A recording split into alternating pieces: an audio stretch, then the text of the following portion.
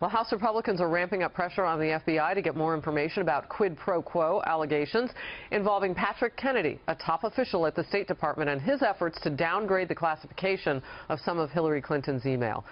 Chairman of House Oversight Committee Jason Chaffetz fired off a letter to FBI Director James Comey to turn over any related documents. The date, October 27th. That's the deadline, ahead of several hearings that he has planned. All this as the chair of the House Judiciary, Bob Goodlatte, is calling on the Attorney General Loretta Lynch to investigate whether Kennedy, who was part of Hillary Clinton's inner circle at State, committed a crime. Julie, I'm going to come to you on this. They would love for any of this to go away at this point. October 27th is fraught with difficulty. That's a sticky date because that's before the election. I'm shocked that Jason Chaffetz would pick that date and not a date after November 8th. I wonder why that could be. I mean, look, I understand what Jason Chaffetz is doing. Jason Chaffetz has problems with his own base right now. He took away his Trump endorsement. He wait. But this is about Hillary Clinton and reclassifying emails. Hold on, this is important information for the American voter to know. I understand that, but what I'm saying to you right now is it's not like Jason Chaffetz hasn't been investigating every aspect of it over and over. He was investigated by the FBI about this very topic. This very topic, of course not. Look, Jason Chaffetz, if the House remains in Republican hands, is going to continue all of these investigations throughout the Clinton presidency. We all know why. And I have to say again, and I've said this before, when you have investigation after investigation after investigation, what it results in is fatigue by people who should be paying attention to this. More documents leaked by WikiLeaks. Right. And here's the thing. I mean, and this is what a lot of people forget about Congress and forget about the House. It is supposed to be an investigative body. So Republicans in the House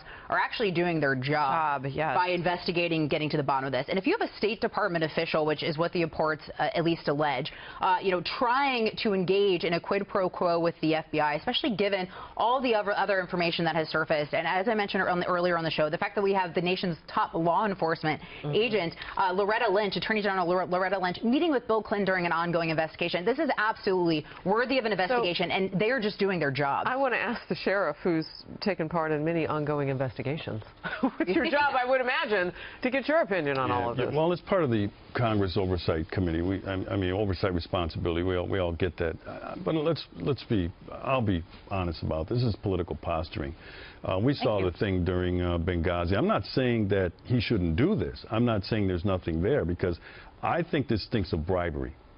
The U.S. Department of Justice, I believe that corruption has infected that agency. You cannot call on the DOJ to investigate the FBI. I mean, you can. That's You also have the same Democrats, though, who spent tens of millions of dollars investigating our own CIA with waterboarding and then spending all this money, all this time, all these years on that investigation, who are now crying foul because Republicans want to look into the wrongdoings and the misgivings of Hillary Clinton. I just want to be clear about something. I don't know how anybody can allege that there's corruption at the Justice Department. Are you basing that on the fact that Loretta Lynch met with Bill Clinton? That was a huge mistake, but there was no evidence that any corrupt action was taken as a result.